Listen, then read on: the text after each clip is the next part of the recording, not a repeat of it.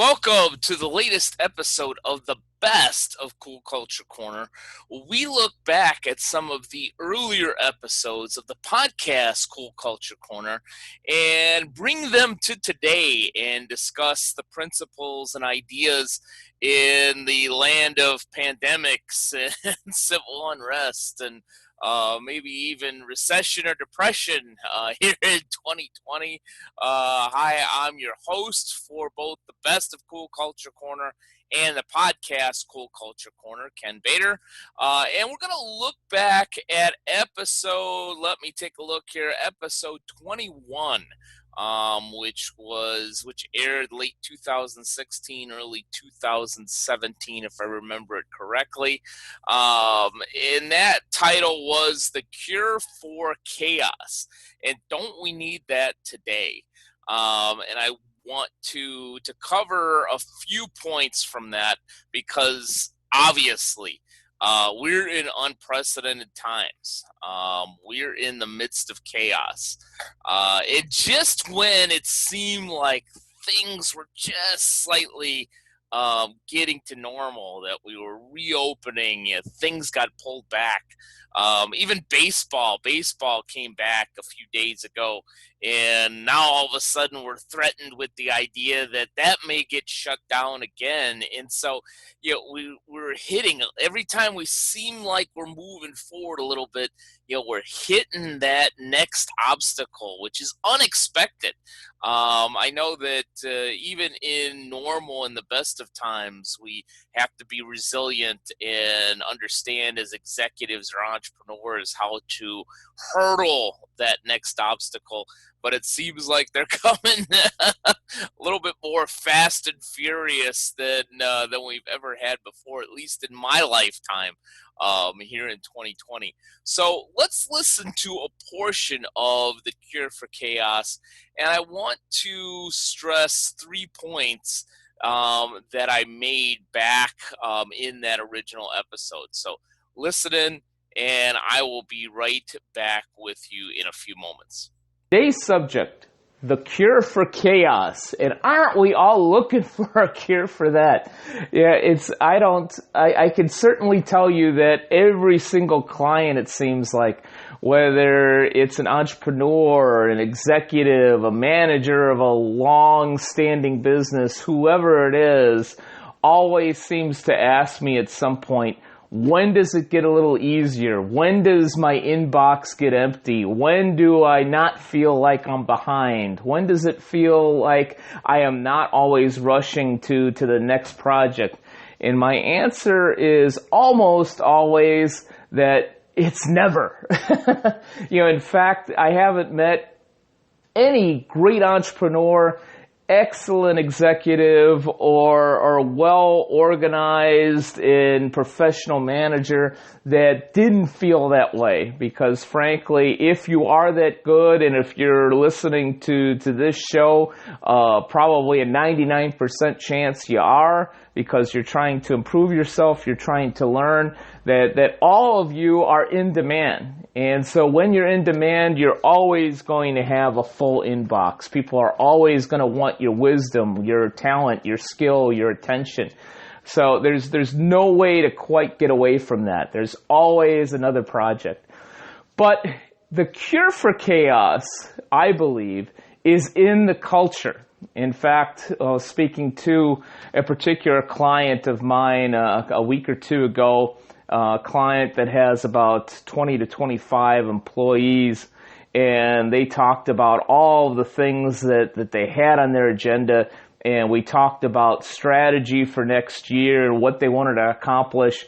And I started getting some pushback from the executives of, we probably can't do that because we just won't have the time, or we probably won't be able to get to that next week because we've got all these other things going on. And while it was a strategic planning type of call that I had with this group of executives, I immediately went to the C portion of what I call the B plus C plus S formula, the culture, because this particular organization has a very, very strong culture. And we talked about the fact that everybody was in chaos with some of the projects that they were doing right now. And I said, basically, is there a way that we could leverage our positive culture? And they said, well, what do you mean? And I said, well, the fact is that we truly do have a great team environment here. People, as I talk about many times from my tagline, creating businesses where people actually want to come to work and customers want to keep coming back. Well, this is a place where employees actually do want to come to work. It's a positive environment. They treat people with respect. And so I said, is there a way to leverage the people that we have here in the culture to bring some structure to the chaos, to find a way to leverage them? And I delved a little bit deeper because I believe that great managers, great leaders of people have a tendency to go to an extreme of being a problem solver. In fact, all managers I've seen out there have a tendency to gravitate to one end of the spectrum or another.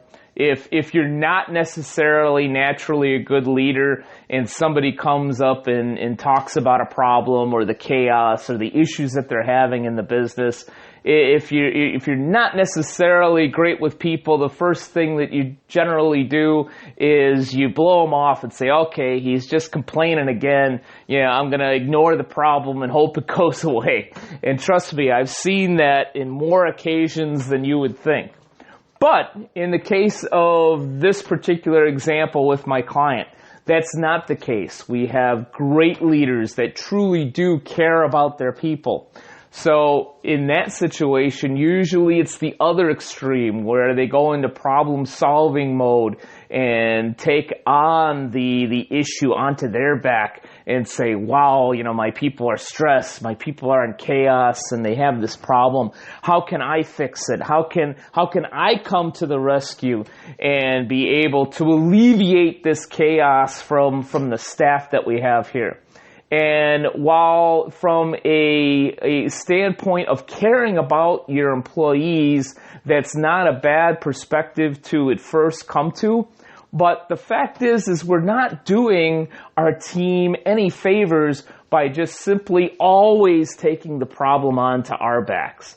And so what I suggested to this particular client, and I suggest to all of you out there, whether you have a team of just 2 people or you have a team of 2,000 or anywhere in between, is how can I leverage the quality people to help create some structure to my chaos? So what I suggested is having first some empathy in those situations and say, yes, I know we have these projects going on. Yeah, yes, I know that it isn't the best situation. Maybe even adding some levity and say, yeah, this certainly wasn't the type of week we were expecting, huh? and possibly even saying if it's a project that is in depth, that's causing some chaos, say, and begin to reframe it a little bit and say, this is going to look so much better in a month or two from now. Think of how better we're going to be able to serve customers. Think of how much easier your job is going to be when we do get this system in place, for example. But to also to leverage their talent and say, we are in chaos. That certainly is an issue. What would you suggest? You're on the front line, or you're in IT, you're in the accounting department. What might you suggest? Maybe 2 or 3 things that might help all of us, including you and me, get out of this chaos. Is there maybe a different a form that we can create, or maybe there's a different process that we could put in place? Maybe there's a better way that we can leverage this system now to make it easier for you, me, and everybody else. And maybe you don't get the answer that you want or get an answer at all, but by doing so, it does a couple of things.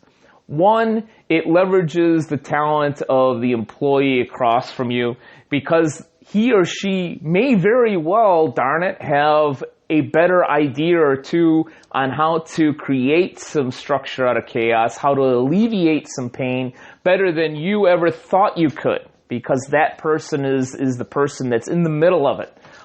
So you get the opportunity to hear their thoughts and say, we could actually do that, or say, we can't do that, but that brings me to another idea that's similar to that. Then you're having a dialogue and you're bringing that person into the solution and not just listening to a complaint or an issue.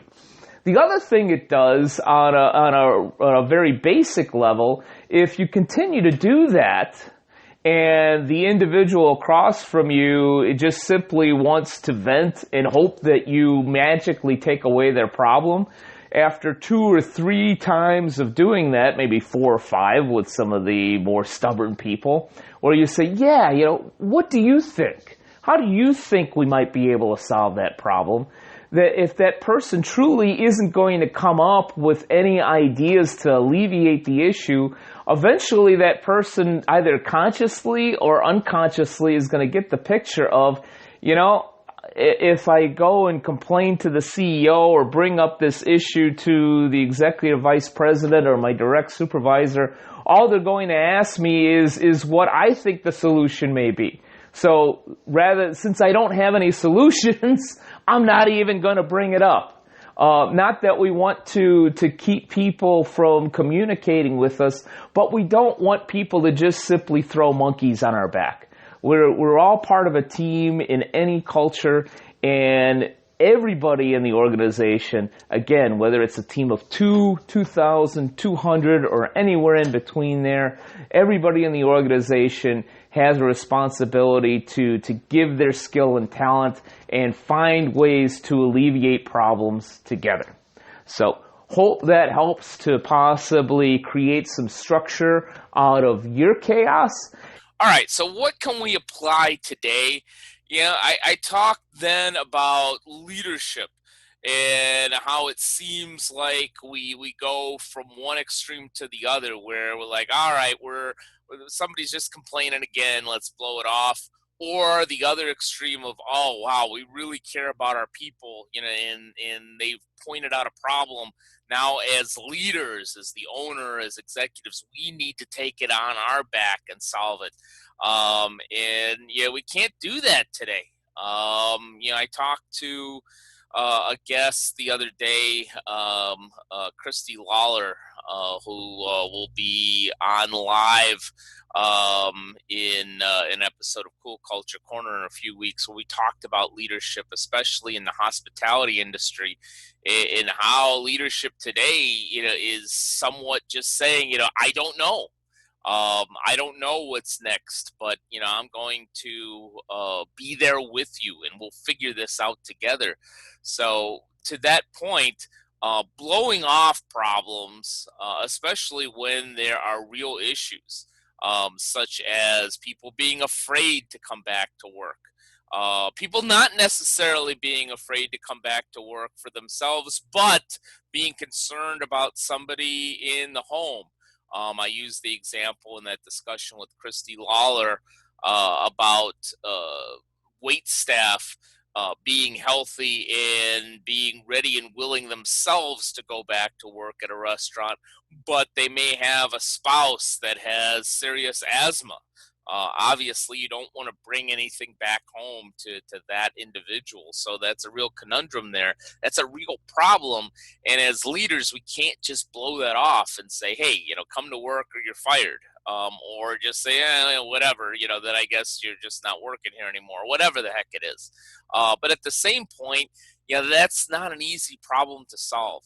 So the solution, I truly believe today, and the solution I believe also before COVID-19 and any of this unrest even reared their ugly heads, was that we need to go from engagement to involvement. As I talk about in the podcast, Cool Culture Corner, I used to say better engage our teams. Now I say better involve our teams in the intro there.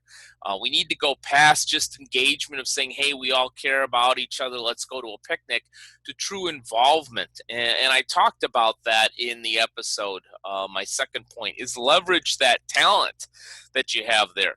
Whether you're a 5-person little restaurant or a 5,000-person organization, now is the time more than any other time for involvement. Somewhat halfway jokingly, I know, we try to or like to quip a little bit with everything that's happening this year and say, is this the zombie apocalypse? Is this coming? But, to use that crazy analogy, if you watch one of those zombie movies or zombie shows like the popular Walking Dead, everybody's involved. Building a new community, protecting each other, growing food. There isn't one person unless they're incapacitated or possibly a very small child that's just sitting around doing nothing. Everybody is involved. So in your organization, whether it be a restaurant, whether it be a bank, whether it be a salon, yeah, everybody needs to be involved as to how do we overcome this next obstacle here. It's was necessary before in the good times. It's critical right now in these unprecedented times. So look for ways to involve everybody in getting those solutions, because we can't just put those monkeys on our back and find those solutions easily anymore. And number three, I only hit on this a little bit when I talked during episode 21, and that's to find some levity. There's I talked about it before on the Best of Cool Culture Corner. I talked about it in Cool Culture Corner. I talk about it in Branding the Experience. I even talk about it in Public Safety Talk Radio and the Credit Union Business News podcast. That the power of laughter is very powerful. Sometimes you just got to laugh at it. Granted, we don't take this lightly. We don't laugh at somebody's expense. But sometimes just say, well, a restaurant looks like we're closing down again because of what the governor said, and laughing about it for just a few minutes, may be the best medicine temporarily. And then figuring out, okay, well, what's next with takeout or delivery or something of that nature. Levity can help us get through the worst of times. That's why even at funerals, as tough and as bad as that could be, levity turns to be the solution, turns to be the medicine. Case in point, and I'll close with this. Many of you know that I write for Podcast Magazine for the true crime section of that publication. And I'm looking very closely at I'll Be Gone in the Dark, not only the HBO special, but the companion podcast to that, to cover that in a future publication. And one of the things that that the husband who lost, and I can't remember, Paxton, who lost Michelle McNamara very suddenly, and he's a comedian, talked about the fact that his comedian friends, instead of treating him with kid gloves, came to him with some humor and treated him like one of the guys, like they always had. And he said that actually was one of the things that really, really helped. So certainly we don't unnecessarily make light of a heavy subject, but humor can create some lightness in a very heavy situation. And I think that's what we have now. So cure for chaos, maybe not the ultimate cure, but involvement. Get everybody involved. Leverage all the talent that you have. I truly believe in normal times that we do a very poor job, or have in some occasions done a poor job of leveraging all of the resources that we have, especially human resources. So let's make sure that we're doing that. And three, don't be afraid to laugh. In fact, embrace laughter, even if it is to watch a comedy show. I do that at the end of every day. watch a little comedy before going to sleep. I think that it's a great way to end the day, especially a tough day. And we have a few more of those ahead, but we will get through this. Thank you for joining me for this episode of the Best of Cool Culture Corner.